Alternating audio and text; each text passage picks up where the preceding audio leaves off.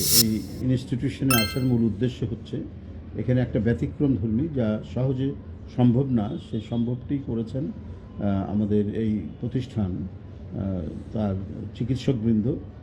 একটি একটি বিশাল কাজ এবং আমি বড় ধরনের একটা অ্যাচিভমেন্ট বা অর্জন বলে মনে করি।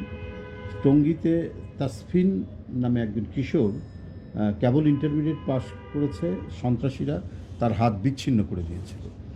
সেই বিচ্ছিন্ন হাতটাকে প্রায় 21 ঘন্টা অপারেশন করে তারা 21 ঘন্টা পরে তারা সেটাকে জোড়া লাগাতে সক্ষম হয়েছেন এবং এখন স্বাভাবিকভাবে হাতটা কাজ করছে এবং আমরা নিজেও দেখে আসলাম যে আঙ্গুলগুলো নড়াচড়া করতে পারছে।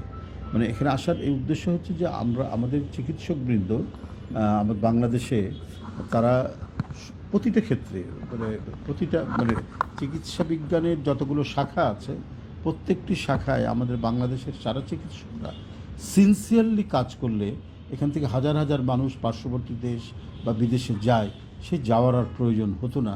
কারণ আমাদের চিকিৎসকবৃন্দ তারা মেধায়, মননে এবং কাজে অসাধারণ তাদের দক্ষতা রয়েছে।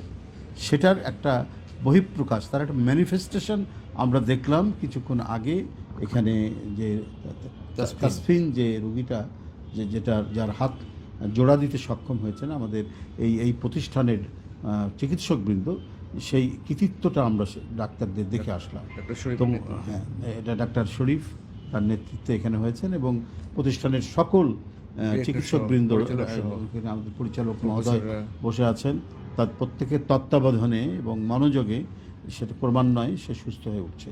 তো আমার মূল উদ্দেশ্য দেখা যে একটা বিষয় হলো যে আমাদের চিকিৎসকরাও কত বড় ধরনের কাজ করতে পারে সেটি একটি দেখা, এবং অসুস্থ রুগীকে দেখা, বিচ্ছিন্ন হাত সেটা জোড়া লাগাতে সক্ষম হয়েছে সেটা আমরা চাক্ষুষ, আমরা সেখানে দেখে আসলাম। ডাইরেক্টর সাহেব এখানে, আমাদের ম্যাডাম ছিলেন এবং যিনি মূল যে ডাক্তার শরীফ সে ছিলেন এবং তার সাথে যারা সহযোগিতা করেছেন সেই তরুণ চিকিৎসকবৃন্দরাও ছিলেন। তো সব মিলিয়ে আমি নিজেকে গর্ব অনুভব করছি যে আমরা এই বাংলাদেশের মানুষ, আমরা রিসোর্সে, সম্পদে, মেধায় কোনো দিক থেকে আমরা কম নই। শুধুমাত্র একটা পৃষ্ঠপোষকতা দরকার। আমাদের রাষ্ট্র যদি ঠিক প্রো পিপুল হয়, আমাদের রাষ্ট্র যদি সঠিকভাবে এটার যে পৌরোহিত্য করতে পারে, সঠিকভাবে যদি তত্ত্বাবধান করতে পারে, তাহলে আমরা পৃথিবীর মধ্যে একটা সমৃদ্ধশালী রাষ্ট্র, একটি আধুনিক রাষ্ট্র আমরা গড়ে তুলতে পারব। তার নমুনা আমরা এখানে আজকে দেখতে পেলাম কিছুটা।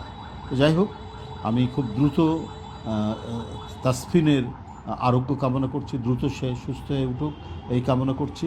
আর এখানে পরিচালক সহ যারা এই টিমে কাজ করেছেন, শরীফের নেতৃত্বে ম্যাডাম সহ সবাইকে আমি আন্তরিক প্রীতি এবং অভিনন্দন জানাচ্ছি তাদের এই মহতী উদ্যোগ এবং তাদের এই নিষ্ঠার সাথে এই কাজটি সম্পাদন করার জন্য। ধন্যবাদ।